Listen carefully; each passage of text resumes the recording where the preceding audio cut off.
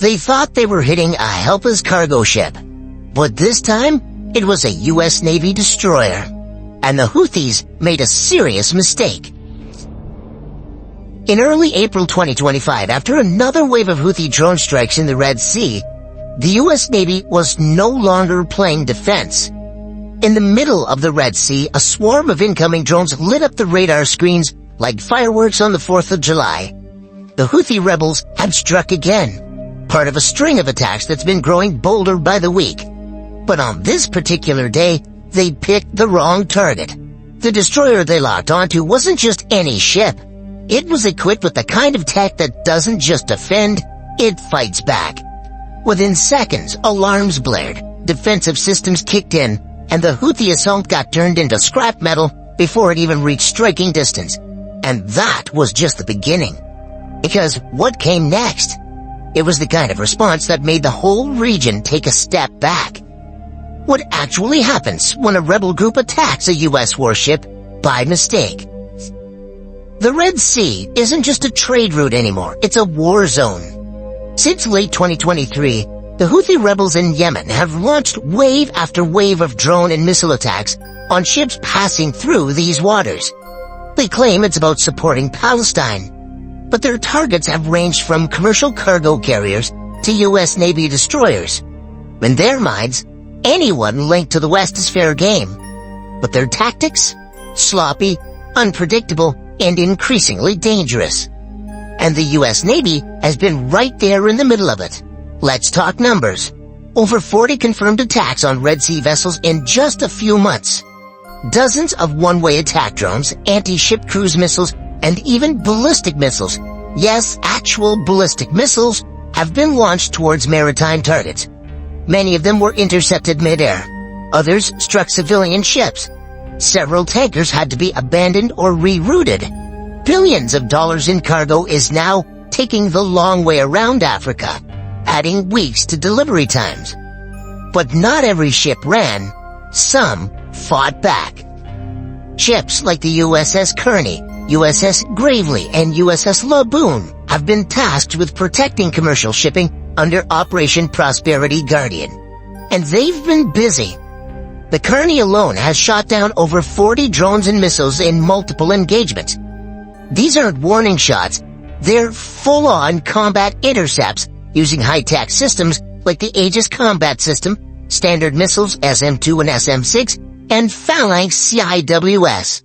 Those fast-spinning Gatling guns that chew drones out of the sky at 4,500 rounds per minute? Yeah, those babies. One attack, though, stood out. A Houthi drone swarm launched from western Yemen came buzzing across the water. It looked like another strike on a vulnerable tanker. But the blip they were chasing on radar wasn't carrying oil. It was an Arleigh Burke-class destroyer. Within seconds, its radar lit up, tracking targets from miles out.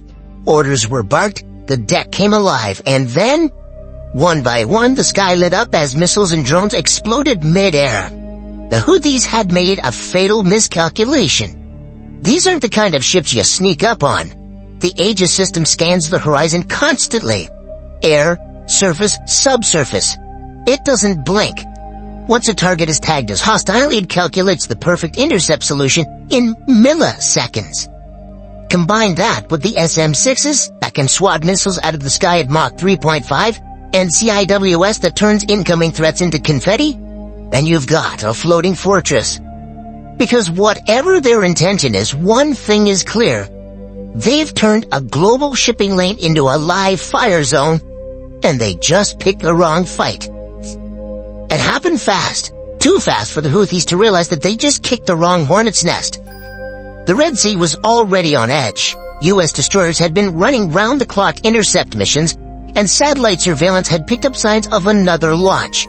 From western Yemen, near Al Hudaydah, a salvo of drones and at least one anti-ship missile was launched. Their intended target?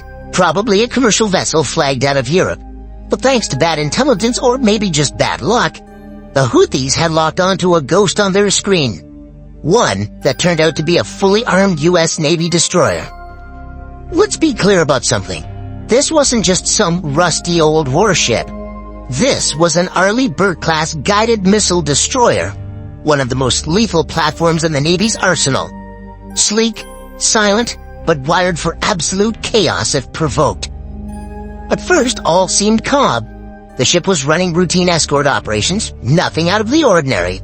But then the electronic warfare team picked up strange radar echoes. Moments later, the Aegis Combat System auto-tagged multiple inbound threats. The officer of the deck called it out. Vampires inbound, multiple bearing 270. Vampire being Navy slang for incoming missiles. Alarms screamed. Sailors sprinted to battle stations, and in a heartbeat, the destroyer flipped the switch from routine to full combat posture. The Aegis system did what it was built to do. Identify, track, and neutralize. Within seconds, it calculated the flight paths of incoming drones and missiles. SM-2 missiles roared off the vertical launch system. From the bridge, it looked like thunderbolts launching into the sky. A drone exploded mid-air, raining fragments harmlessly into the sea. Another followed, and another, and another. But they kept coming. That's when the CIWS, or the Close-In Weapon System, kicked in. Mounted fore and aft, these automated Gatling cannons spin up to 4,500 rounds per minute. When they lock on, it sounds like a buzzsaw chewing through the air. A final drone tried a last-minute dive, gone in an instant, shredded mid-plunge. In the span of 90 seconds, the engagement was over. 0 hits, 0 damage, total dominance. Houthis most likely thought they were sending a message. Instead, they sent their drones into a digital wood chipper and unknowingly handed the U.S. Navy the green light for a response. Here's the thing. These kinds of attacks don't just test defenses, they test resolve. And this time, the answer came quickly. A few hours later, pilots were suiting up. Flight decks were cleared. The retaliation wasn't just coming, it was already in motion. But before we get there, imagine you're standing on that destroyer, watching the night sky light up with explosions just hundreds of feet above your head. If you were in command, how would you respond? Full retaliation or strategic restraint? Let us know down below. No wrong answers, just your take. Because in this game, every second counts, and the Houthis just ran out of time. The moment the last drone hit the water, the decision was already made. The Houthis had crossed a line again. But this time, they hadn't just disrupted global shipping. They hadn't just endangered civilian crews.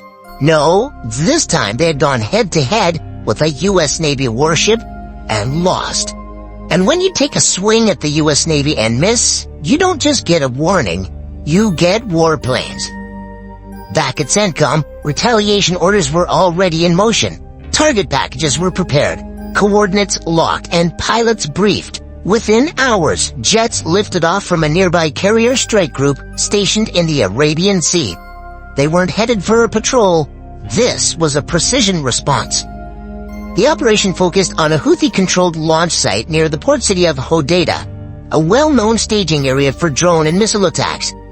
Using FA-18 Super Hornets, EA-18G Growlers, and unmanned MQ-9 drones for ISR, intelligence, surveillance, and reconnaissance, the U.S. coordinated a multi-phase strike package with one clear goal: cripple their ability to launch again. Phase 1.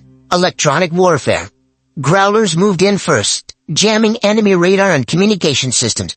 Silence is deadly when you depend on early warnings. Phase 2. Suppression of air defenses. Precision-guided munitions, likely AGM-88 HARM missiles, knocked out known radar arrays and SAM surface-to-air missile systems.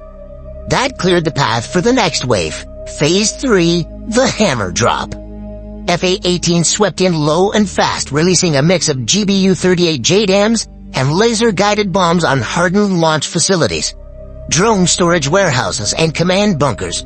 A secondary strike target, a radar tower believed to coordinate Houthi missile launches across the western coast. The night sky over Yemen lit up, bright enough to be seen from fishing boats miles offshore.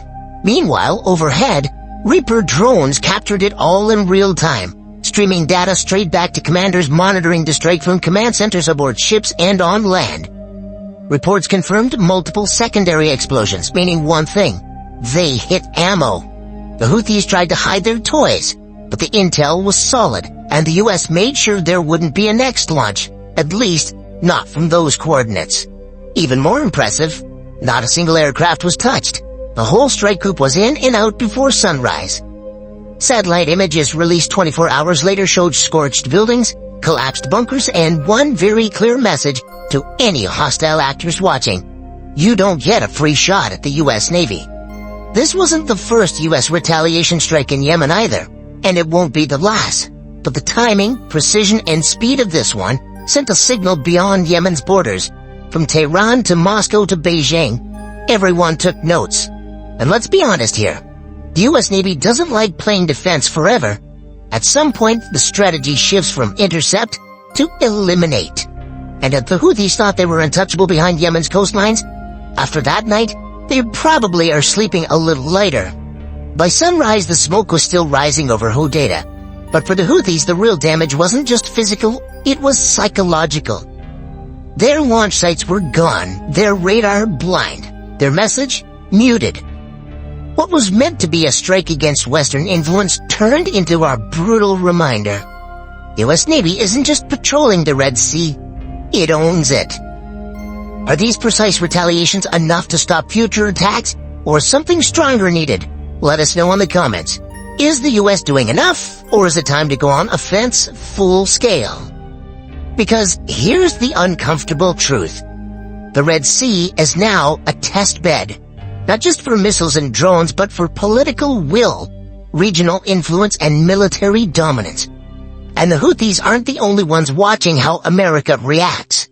China is watching. Iran is watching. Russia is watching. They're all learning what happens when someone pushes the line. For now, the message is clear. You target a US warship, you better pray it misses. Because if it doesn't, what comes next is something you can't shoot down.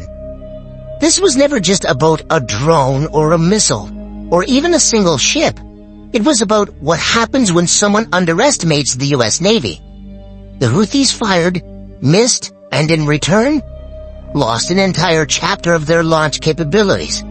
That's not a retaliation, that's a message carved into concrete. From the moment their systems locked onto the wrong radar signature, the countdown to impact wasn't theirs, it was America's. In under 90 seconds, they saw how one destroyer can wipe an entire attack out of the sky. And in under 24 hours, they witnessed how precision air power can dismantle their war machine before breakfast. This isn't over. It never really is. The Red Sea will stay volatile, the drones will come again, but now the rules have changed. Every future launch comes with a heavy price tag. Every radar ping risks being tracked back to a bunker that no longer exists the next morning. And for the US Navy, one thing is certain. Next time, they won't wait to be targeted. So what's the real lesson here? You can bluff, you can posture, but if you try to hit the wrong ship, a ship built for war, with eyes on every horizon and weapons that don't miss, then you better be ready for what follows. Because what follows is not a warning, it's fire. Now, here's our final question for you. If you were in command of that destroyer, would you have held back or hit harder? Drop your answer in the comments. We read every one of them. And if you found this story intense, eye-opening, or just plain wild, smash that like button, hit subscribe, and tap the bell so you don't miss what comes next. Thanks for watching. Stay sharp, stay safe. See you in the next one.